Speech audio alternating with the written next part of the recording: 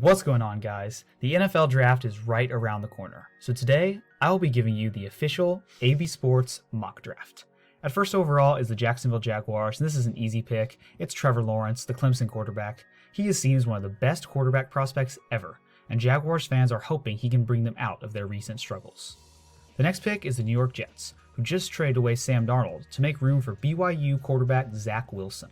Wilson may struggle early in his career because the Jets don't have much talent around him, but he has the skills to become their future franchise quarterback. The run on QBs continue with the Niners at number 3.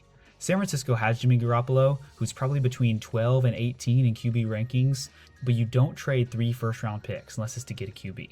I know there are rumors about the Niners drafting Mac Jones, but I think with this pick, they should take Justin Fields out of Ohio State. He may have accuracy problems, but he is so fast and so athletic and offers way more upside than Jimmy G or Mac Jones. Some people will think the Falcons should take a quarterback at 4, but I'm going to give them Kyle Pitts, the tight end from Florida. Due to their salary cap problems, Matt Ryan is scheduled to make $50 million during the 2022 season, whether he is on the team or not. With so many needs, the ideal move for Atlanta will be to trade down, but I'm not doing trades in this mock, so Pitts is the pick. He's a dynamic offensive weapon that would make any team better. Moving on to Cincinnati at number 5, they have to take an offensive lineman to protect Joe Burrow, and I'm giving them Penei Sewell from Oregon. Next up is Miami, who originally had the 3rd pick and traded back, signaling they want to keep Tua. The best thing to do to help a young QB develop is to give him a stud wide receiver, and they'll find one in LSU's Jamar Chase. Don't let it be forgotten that Chase played better than Justin Jefferson in 2019 for LSU. The next pick for me is an easy one. Micah Parsons, the Penn State linebacker, to the Lions. I think Parsons is going to become what Devin White has in Tampa. They play very similarly. A popular pick for the Lions is quarterback if one's available, but they chose to send Stafford to the Rams despite better offers from other teams because they liked Jared Goff. I'm not saying I like Goff, but the Lions apparently do. Pick 8 is the Carolina Panthers. This was a popular landing spot for a quarterback until they traded for Darnold. The Panthers drafted all defense in last year's draft and have a young and up-and-coming D to pair with a young, explosive offensive skill position group. They take Northwestern offensive tackle Rashawn Slater to shore up their offensive line and protect Darnold and Christian McCaffrey. Pick 9 is Denver, who is very happy that Trey Lance has fallen into their laps. This is a no-brainer pick for Denver, who I think has seen enough of Drew Lock. Pick 10 is the Dallas Cowboys, and they will take the best member of the defensive secondary that's on the board when the real draft comes. Luckily for them, in this one, every member of the defensive secondary is still on the board, and they go with Alabama corner Patrick Surtain. Pick 11 is the New York Giants. The Giants have trouble rushing the passer, but the value here isn't on defense. It's at wide receiver.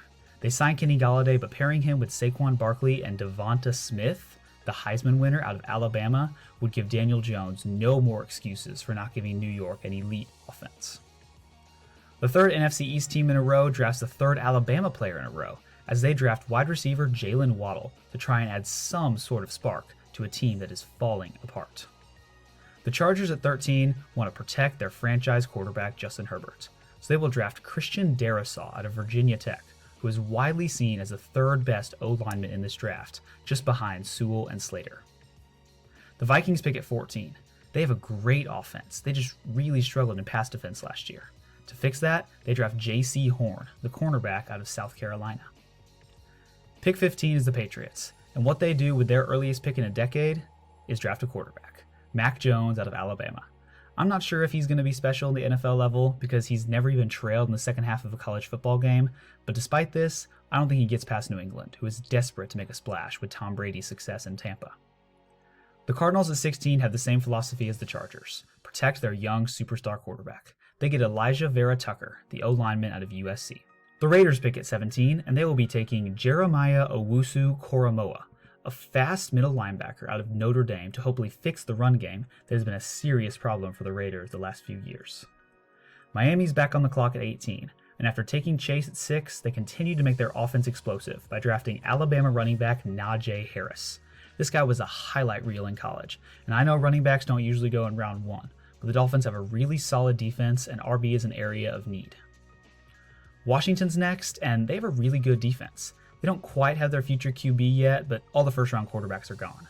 Their biggest weakness is offensive weapons, and they grabbed the Florida speedster wide receiver Kadarius Toney to pair with Terry McLaurin.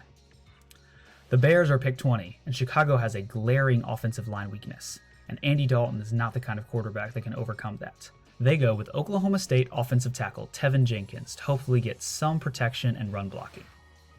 The Colts are pick 21, and they're a really complete team without many holes, so they can afford to take a risk on a player like Virginia Tech's Caleb Farley.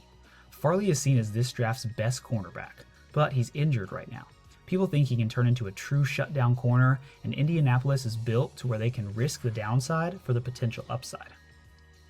The Titans are ecstatic here because the draft's best edge rusher falls into their lap at pick 22. Kwity Paye out of Michigan will pair nicely with Bud Dupree to save the Titans' pass rush that was dead last year in sacks. The Jets at pick 23 still have so many holes. Trading away Darnold and drafting Zach Wilson doesn't really solve any of their roster problems from last year.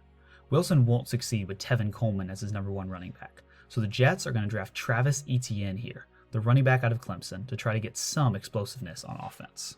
The Steelers at pick 24 need offensive line help, but if the top 5 guys are gone like they are in this mock, I could see them trading down.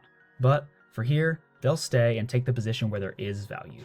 Azeez Ojulari, the edge rusher from Georgia, is seen as a top 20 prospect, so the Steelers should be glad to get him at 24. Jacksonville's up next, and they still have not found success in the secondary since trading away Jaelan Ramsey. Since this is one of the picks they got for Ramsey, they try again at corner by drafting Asante Samuel Jr. out of Florida State. Cleveland's at 26, and they have one big hole on their team, linebacker. To fix that, they go with Jamin Davis out of Kentucky. The Ravens are pick 27, and they need offensive weapons on the outside.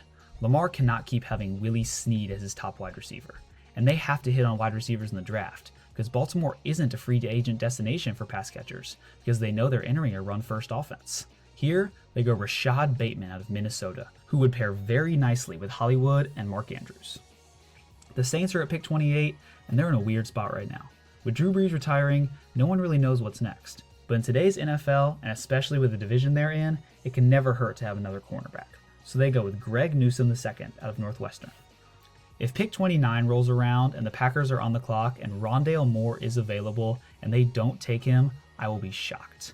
This wide receiver out of Purdue might be the closest thing we're going to get to another Tyreek Hill, and he fits perfectly into the Packers offense. The Bills at pick 30 don't have many roster holes, but with the young AFC quarterbacks they're going to have to compete with, they need some pass rush. They'll find it with Miami's Jaelan Phillips. Kansas City's pick 31, and they've kind of dug themselves a hole in that they have to take an O lineman due to that Super Bowl and their salary cap problems. It's a bit of a reach, but they go Jalen Mayfield out of Michigan, who is the best on the board. And last but not least is the Bucs. They don't really need any help anywhere, but they'll go with one of my favorite players in the draft, Joseph Ossai out of Texas. He's a great pass rusher, and he can learn from some of the older veterans like Ndamukong Suh and JPP and eventually take over for them. That is my mock draft. Let me know what you think down in the comments, and thanks for watching.